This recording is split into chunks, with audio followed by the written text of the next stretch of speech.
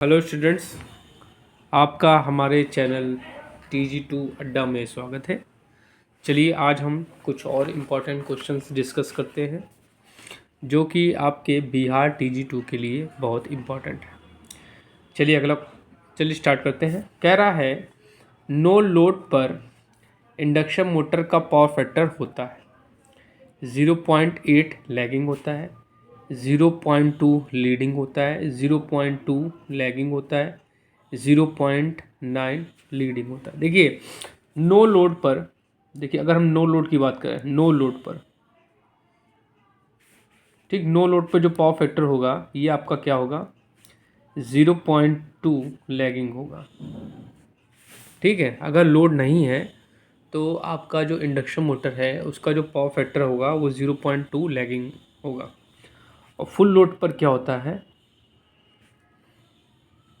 Full load पे होता है पावर फैक्टर आपका 0.85 लैगिंग। ठीक है, तो आपको दोनों कंडीशन पता होना चाहिए। फिलहाल इसमें आंसर क्या होगा आपका, ये सही है। चलिए अगला क्वेश्चन देखते हैं। चलिए वही क्वेश्चन, अगला क्वेश्चन पूछ लिया है। फुल लोड पर इंडक्शन मोटर का पावर फैक्टर होगा, यूनिटी होगा, 0.85 लीडिंग होगा, 0.85 लैगिंग होगा, 0.5। बच्चों आंसर क्या होगा, 0.85 लैगिंग होगा। चलिए अगला क्वेश्चन देखते हैं। ओपन सर्किट परीक्षण आमतौर पर आयोजित किया जाता है। स्लिप रिंग मोटर पर करते हैं, वाउंड रोटर मोटर पर करते हैं, दोनों में से कोई नहीं। तो देखिए ये आपकी दोनों मोटर में से किसी पे भी मोटर पे ये आपका ओपन सर्किट टेस्ट हम लोग यूज़ करते हैं। ओपन सर्किट टेस्ट में हम लोग क्या क्या ज्ञात करते हैं ये जान लीजिए आप। Open circuit test, open circuit test में हम लोग क्या निकालते हैं, कोर लॉसेस निकालते हैं। क्या निकालते हैं, कोर लॉसेस। कोर लॉसेस मतलब आयरन लॉसेस। ठीक है, या कह सकते हैं फिक्स्ड लॉसेस निकालते हैं। ठीक, आपका जो ओपन सर्किट टेस्ट है इंडक्शन मोटर का, ये ट्रांसफार्मर के ओपन सर्किट टेस्ट से मिलता जुलता है। ठीक है, चलिए अगला क्वेश्चन देखते हैं। इंडक्शन मोटर पे किए जाने वाले निम्न परीक्षणों में से किसमें कम वोल्टेज लगाया जाता है। ठीक है, ब्लॉक रोटर टेस्ट में, नो लोड टेस्ट में, दोनों ए और बी में, नन। देखिए इसमें आंसर क्या होगा आपका, ब्लॉक रोटर टेस्ट। देखिए ब्लॉक रोटर टेस्ट जो होता है इंडक्शन मोटर का, ब्लॉक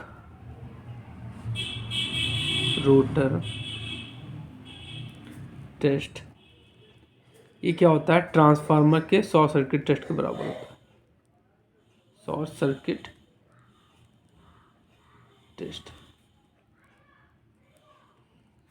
ब्लॉक रोटर टेस्ट जो है आपका ट्रांसफार्मर के शॉर्ट सर्किट टेस्ट के समान होता है। इसमें हम लोग क्या निकालते हैं, कॉपर लॉसेस। क्या निकालते हैं, कॉपर लॉसेस। इसमें हम लोग क्या निकालते हैं बच्चों, कॉपर लॉस। ठीक है, चलिए अगला क्वेश्चन देखते हैं।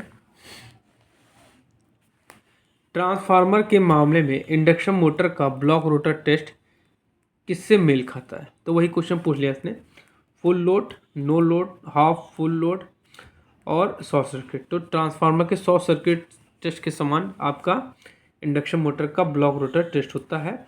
और ब्लॉक रोटर टेस्ट में क्या होता है, स्लिप का मान 1 होता है। स्लिप का मान 1 होता है, ये भी आपको जानना चाहिए। इंडक्शन मोटर में कोर लॉसेस, फ्रिक्शन लॉसेस और विंडर लॉसेस किस टेस्ट से ज्ञात किए जाते हैं। देखिए कोर लॉसेस, फ्रिक्शन लॉसेस और विंडर लॉसेस ये आपके फिक्स लॉसेस हैं। ठीक है, इनको हम लोग कहाँ से ज्ञात करेंगे, आपके ओपन सर्किट टेस्ट से ज्ञात करेंगे। ठीक है, और ब्लॉक रोटर टेस्ट से हम लोग क्या निकालते हैं, copper losses.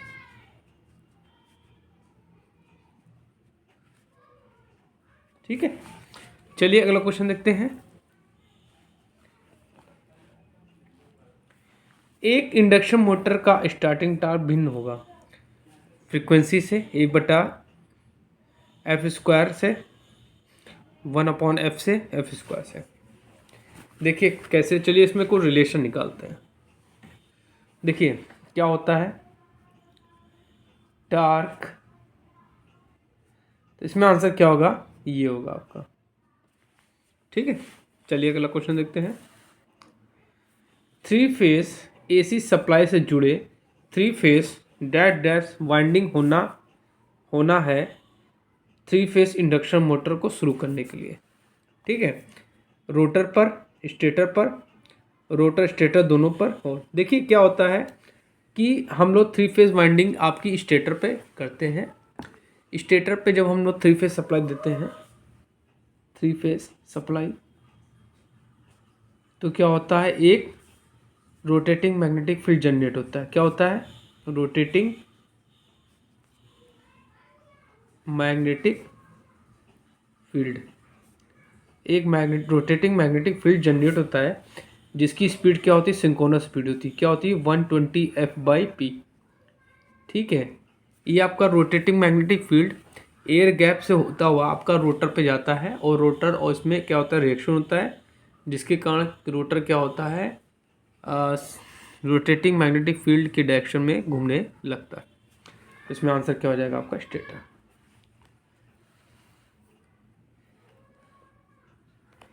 Three phase induction motor का स्टार्टिंग करंट लगभग डैश इसकी फुल लोड रेटेड करंट की होती है। ठीक है, हाफ होती है, आधी होती है, ट्वाइस दूनी होती है, 5 से 7 गुना होती है, 15 से 20 टाइम, मतलब 15 से 20 गुना होती है। तो बच्चों इसमें आंसर क्या होगा, 5 से 7 गुना होती है।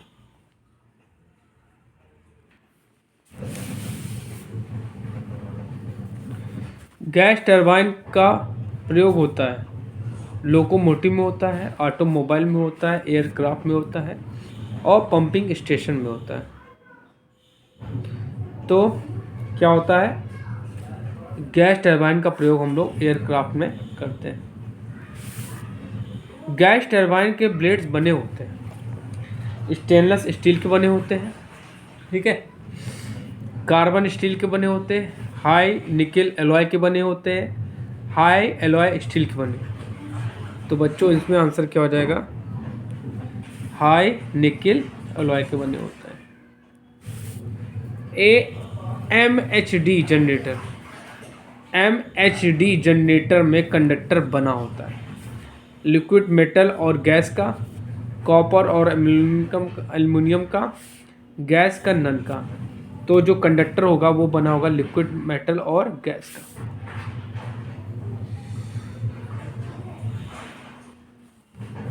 MHD जनरेटर में करंट होती है, AC होती है, DC होती है, या तो DC या तो AC, नन।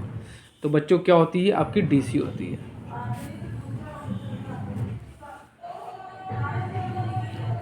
सोलर सेल का सिद्धांत होता है फोटोवोल्टाइक सिद्धांत, लेंज का नियम, अपघटन का, और नन। तो सोलर सेल जो होता है आपका फोटोवोल्टाइक सिद्धांत पे काम करता है। ठीक है, सोलर सेल बना होता है एल्युमिनियम का, जर्मेनियम का, सिलिकॉन का, कैडमियम का। तो जो आपका सोलर सेल होता है बच्चों, ये बना होता है आपका सिलिकॉन का बना होता है। Solar efficiency of solar cell, मतलब सोलर सेल की दक्षता कितनी होती है, ये पूछ रहा है। 25%, 15%, 40%, 60। तो ये आपका क्या होता है, 15% होता है। अब देखिए लास्ट क्वेश्चन बहुत इंपॉर्टेंट है। ये तो आपके ITI लेवल का नहीं है, लेकिन आपके ITI UPPCL TG2 में पूछा गया है, इसलिए संभावना है कि ये आपका बिहार TG2 में भी ये क्वेश्चन पूछा जा सकता है। इंडक्शन मोटर में सर्किल डायग्राम से क्या ज्ञात नहीं किया जाता है। ठीक है, फ्रीक्वेंसी, रोटर लॉसेस, स्लिप और पावर फैक्टर। तो बच्चों आंसर क्या हो जाएगा आपका, फ्रीक्वेंसी। जो आपका इंडक्शन मोटर का सर्किल डायग्राम है उससे हम लोग फ्रीक्वेंसी नहीं ज्ञात कर सकते हैं। ठीक है, चलिए एक नज़र में देखते हैं कि सर्किल डायग्राम से हम लोग क्या क्या ज्ञात कर सकते हैं। देखिए सर्किल डायग्राम, इंडक्शन मोटर का सर्किल डायग्राम, इससे हम लोग क्या क्या ज्ञात कर सकते हैं। इंडक्शन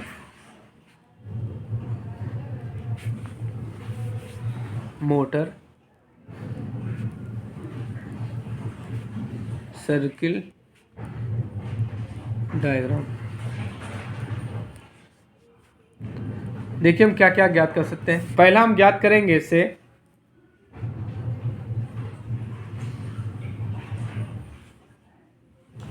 हम लोग इनपुट पावर ज्ञात कर सकते हैं। किससे? Input power. इनपुट पावर क्या होती है आपकी? √3 VL IL cos phi, input power.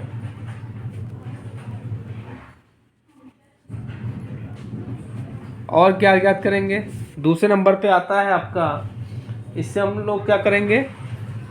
Core losses ज्ञात कर सकते हैं। कोर लॉसेस या कह सकते हैं कांस्टेंट लॉसेस। कांस्टेंट लॉसेस जो होते हैं उनको भी हम इससे ज्ञात कर सकते हैं। और क्या ज्ञात कर सकते हैं? रोटर कॉपर लॉसेस ज्ञात कर सकते हैं। रोटर कॉपर लॉसेस ज्ञात कर सकते हैं। ठीक। क्या याद कर सकते हैं? Stator copper losses. Stator copper losses, इससे हम लोग क्या करेंगे? स्टेटर कॉपर लॉसेस ज्ञात कर सकते हैं। इससे हम लोग क्या कह सकते हैं? आउटपुट पावर ज्ञात कर सकते हैं। आउटपुट पावर हम लोग ज्ञात कर सकते हैं। छठा क्या ज्ञात कर सकते हैं? Efficiency of induction motor.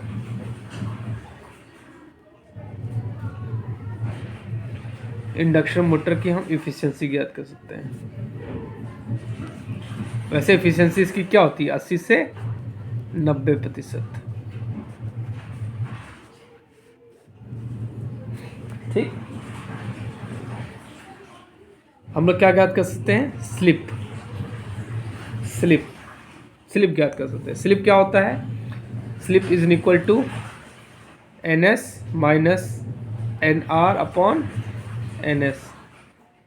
ये आपकी क्या होती है? स्लिप होती है। हम लोग स्लिप ज्ञात कर सकते हैं। और क्या ज्ञात कर सकते हैं भैया? पावर फैक्टर ज्ञात कर सकते हैं। क्या ज्ञात कर सकते हैं? पावर फैक्टर भी हम लोग ज्ञात कर सकते हैं। पावर फैक्टर क्या होता है? cos phi। हम लोग पावर फैक्टर को भी ज्ञात कर सकते हैं। नो लोड पे क्या होता है? 0.2 लैगिंग। फुल लोड पे 0.85 लैगिंग। ठीक है। हम लोग क्या ज्ञात कर सकते हैं? टॉर्क ज्ञात कर सकते हैं।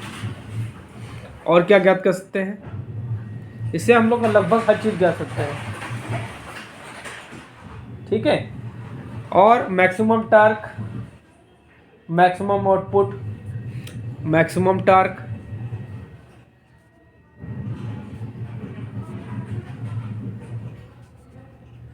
Maximum input,